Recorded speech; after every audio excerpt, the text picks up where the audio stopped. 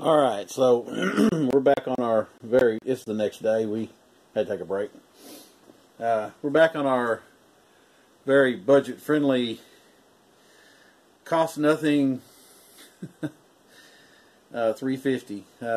Got the crank installed. We filmed that.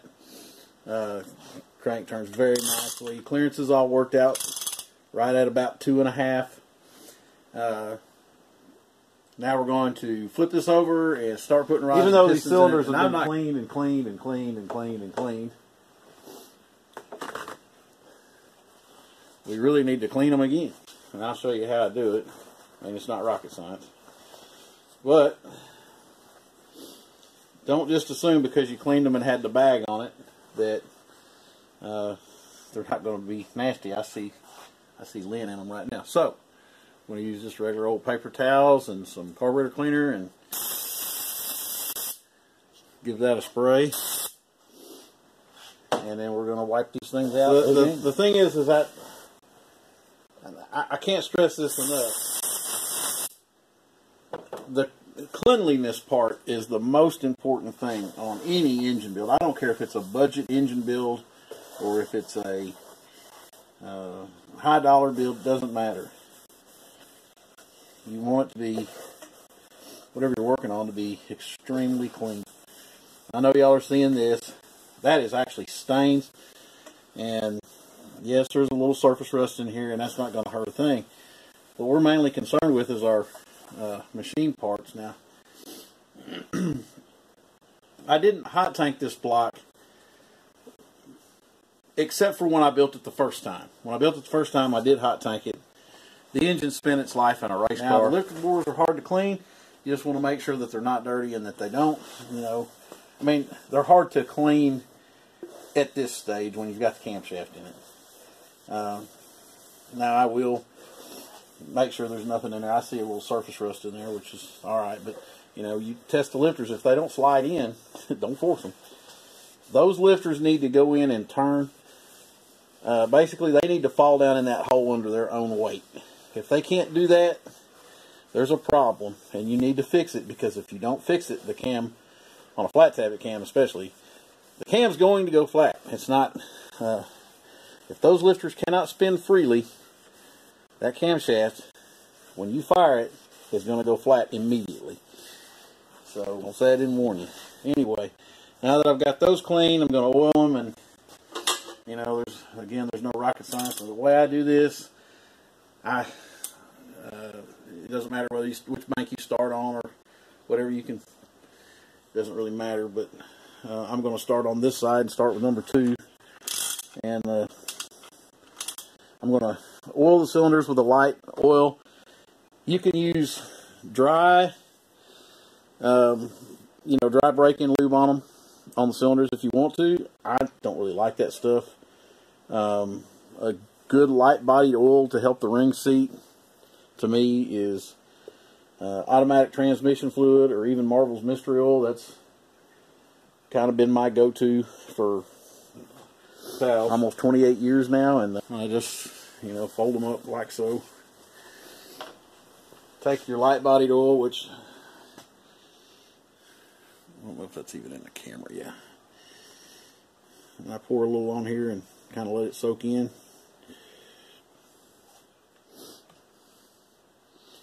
And then get after it. And make sure we have a nice coating. Now I'll do one bank and leave the other cylinders dry so they're not collecting dust. And then I'll come back and do the other bank.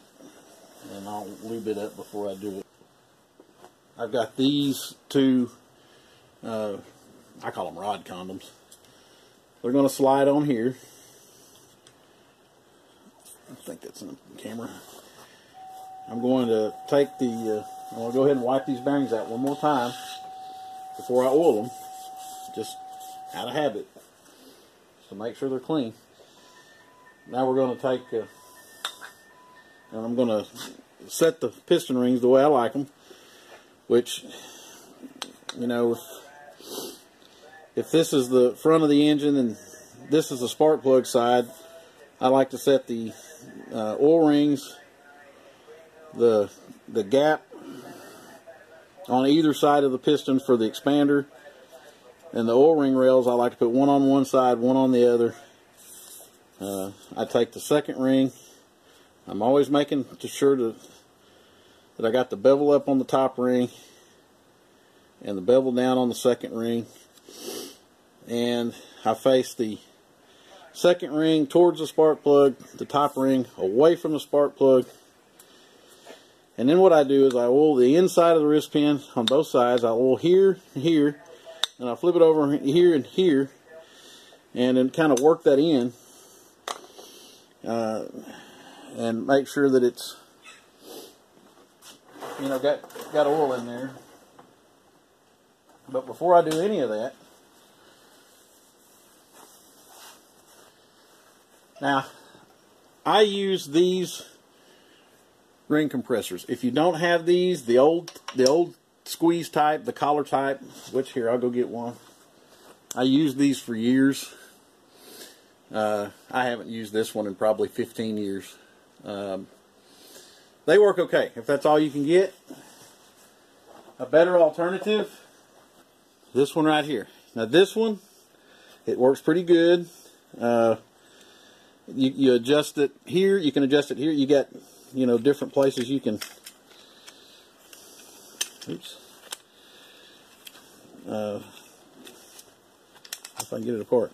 Anyway, you can adjust it to whatever size you want through those slots, and then the fine adjustments here, and they clamp down like that, and they actually work pretty good. I use this one on oddball stuff that I don't have a ring compressor for.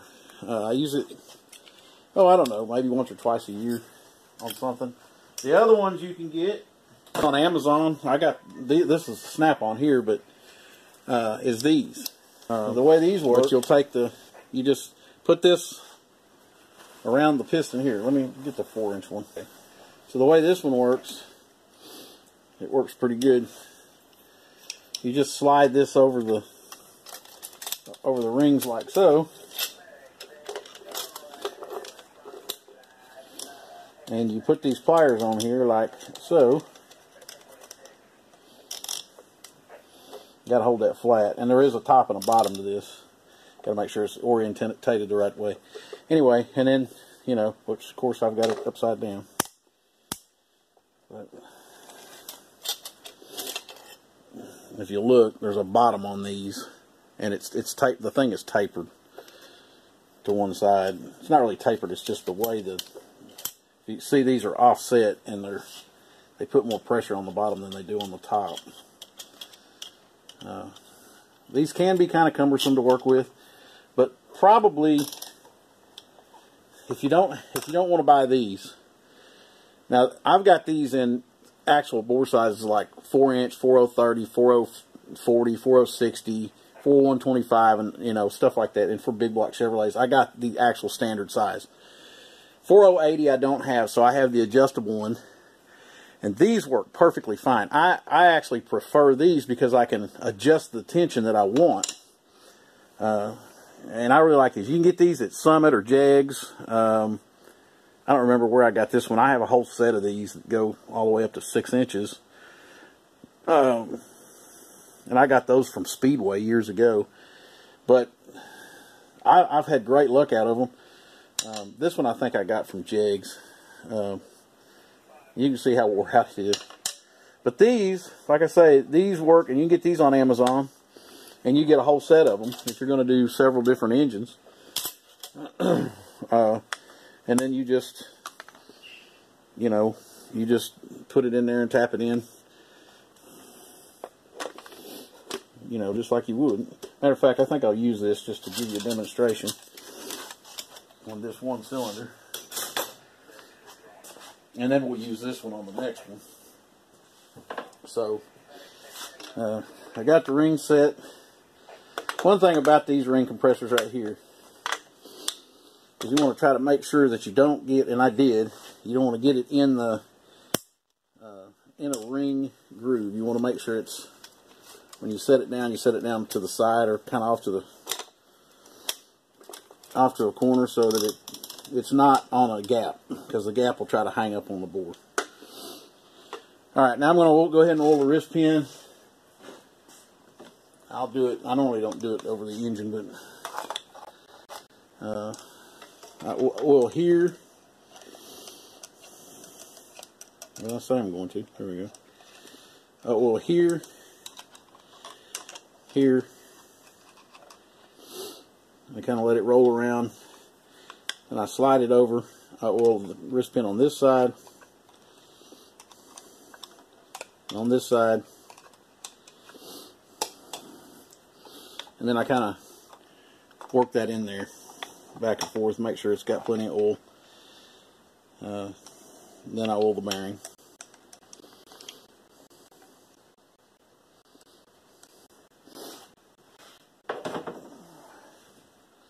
Alright.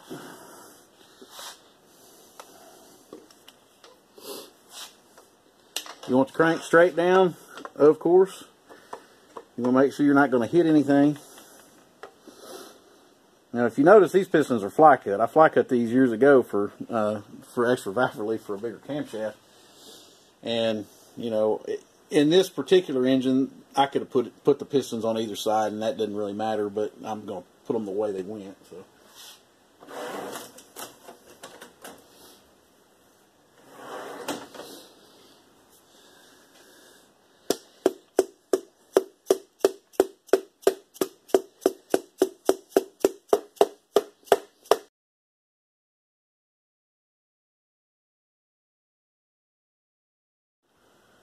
I don't know where we left off at. I got this first piston in the hole.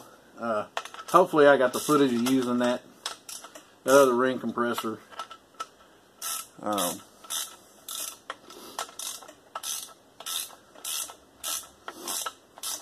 now I'm just sucking the rod cap up on it.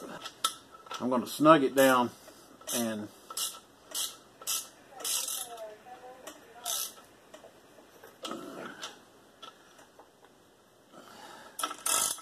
then I'm going to give it a whirly 8 and make sure the rod's sliding. I don't guess you can really see this in the camera, but I make sure the rod floats back and forth. Okay, so you can see down here the rod needs to float back and forth nice and easy like that. It's okay if the rod will turn like this a little bit. That's perfectly normal because the bearings are elliptical. You want to make sure that you have the chamfer of the rod on the radius side. Of course, there's no radius in this crank; they ground it out. But because the rod is offset, you don't want to turn it around. You want to make sure it's in the right orientation. And but yeah, the rod it can turn this way. The bearings are made elliptical for a reason. So at high RPM, when the rod squeezes in a little bit, and it does, it pulls oblong. It doesn't wipe the oil off the crank. In the old days, we didn't have elliptical bearings, and we actually had to finish the rods out around the. That's a whole nother story. But anyway, you want to make sure you have a nice float, no drag, you just want nice float there. And the rod doesn't need to be able to pull back and forth. Okay? Now, like I said, you should have already checked your clearances beforehand. But if you didn't, well, there you go. There's a hillbilly way to check clearance. Alright, I'm going to pause this and we'll go back to putting pistons in. Okay, we're kind of back where we was now. So now we're going to go back and put the second rod journal. We're going to put it straight in the same thing. Now, the way these slide over, you just slide these down over the top and you adjust this until you get it pretty much. Now the first one you might have a little trouble with, but after you get it set the first time, it's easy peasy. We're gonna oil here. We're gonna put oil here, just like before. We're gonna put oil here, here, and we're gonna oil the bearing, which I did wipe out again. So.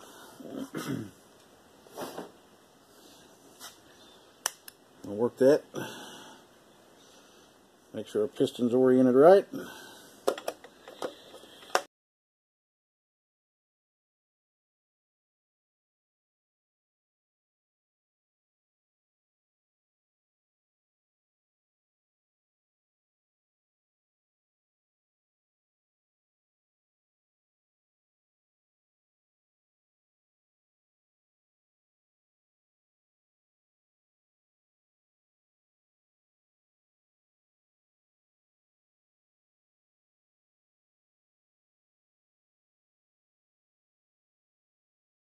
Now,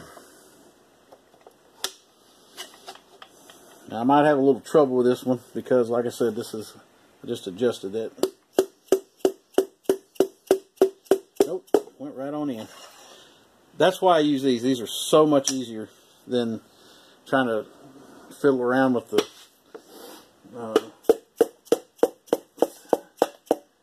other ones. Alright, we're going to pull our rod rubbers off.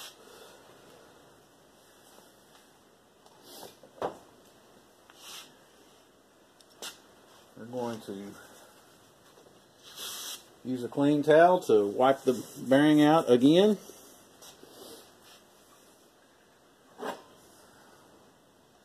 We're going to oil it, and just like before, I hope I got all this in the camera. Anyway, just like before, now we're going to go down here and fit that on and tighten it from the bottom. Yeah, you got to do a lot of up and down motion. Now, my knees are starting to get to where this is getting hard to do. So, normally when I put an engine together, I'll have Matt down here.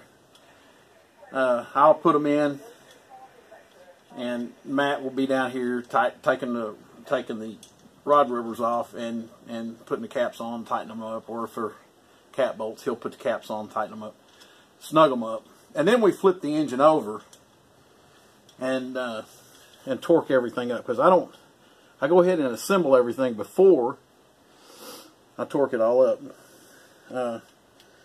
just to make sure there's no issues or whatever. We're not having to stretch the bolts and unstretch them and stretch them and unstretch them. So, or sometimes I'll do this part and Matt will put the pistons in or whatever. Being how this is my personal engine, Matt's decided not to come today. Well, he's coming, but he's got some cylinder head work over there to do while I work on this. I need my little farm truck back. So, anyway, and once I get it snugged up, I give it a rotation. Now, this block was zero deck years ago. It's going to work just fine in my little farm truck. Give the rod a wiggle, make sure she's good, and that's it. Rinse and repeat. Let me see if I can. I'm using my wife's little TikTok ring thing. So anyway, she allowed me to bring it out here, so I'd have the light and stuff. Anyway, so here, I'll just get down here like this. So anyway, it's just the same thing. Rinse and repeat. Now, when you get to the other side, you have to maneuver around the rods that you've already put in, and you got to make sure. Most important thing is make sure you use those rod rubbers on the ends of the bolts. If you do not use them, now of course if it's a cap bolt, it's not going to have those, but you can still scratch the crank with the corner of a rod. So you need to guide the piston down, the rod and piston assembly, guide it down by hand. Make sure it's going over the crankshaft and it's not hitting a counterweight or something like that. Same with these. Because if you nick a bearing, or if you, I've done that before where I was knocking one in and actually hit the counterweight and it actually nicked the bearing. And I was having trouble, and of course I caught it, but I had to take it back out and it ruined that bearing. So be careful when you're putting them in. Just make sure that they clear the counterweights and they go straight down onto the journal. That's why I always put them straight down. Make sure that the rod condoms you use, now that's some clear tubing that I got. 3/8 hose works good too. Just make sure it's clean, obviously. And clean it off between every rod and piston. I have a whole set of those. I could just stick them on all of them, and I do that sometimes. But for this video, I was just going to do them one at a time like you would do it at home. And, well, I guess you could go cut 16 of those things like I can. You cut them just as easy as I can. But all that is 3/8 clear tubing that you can get at the hardware store or whatever. And I got a big old roll of it over there because those things harden up after a period of time and I have to replace them. But just make absolutely sure that you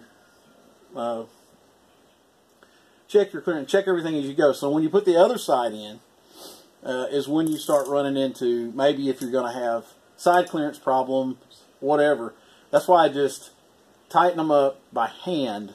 I don't torque them, I just tighten them up. I don't tighten them real tight. I just torque, I just snug them up. Snug them up tight. And I check the side clearance right then. That way I know if there's a side clearance problem, I can just loosen them up. I can pull that side out. You can normally just pull that one piston back out and then go address the side clearance. I'll do another video on how you can do that. It's not hard. If you need to knock a little off, you can use a belt sander. It's fine. I'll do a whole nother video on side clearance. But anyway, this old junky thing, I know the side clearance is going to be right. This thing was running before.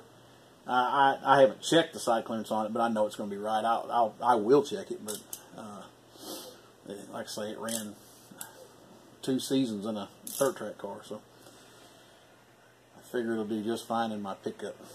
So anyway, I don't know. That's all I got for you guys. Just random videos and content we're putting out here. So anyway, hope this helps somebody. Oh, and you'll notice these pistons. We'll be back. Have got some battle scars. The thing did drop a valve once, and no, it broke a timing chain. That's what it did. Some of the pistons got some battle scars, but it ain't gonna hurt a thing. They're used. You have to understand this whole engine project is all about how cheap we could put something halfway reliable together to go in this farm truck. And actually, Misty's going to drive this thing. She actually should be over here putting it together. Matter of fact, I'm going to get her to finish putting it together. That's what I'm going to do. So we'll be back when Misty's putting it together.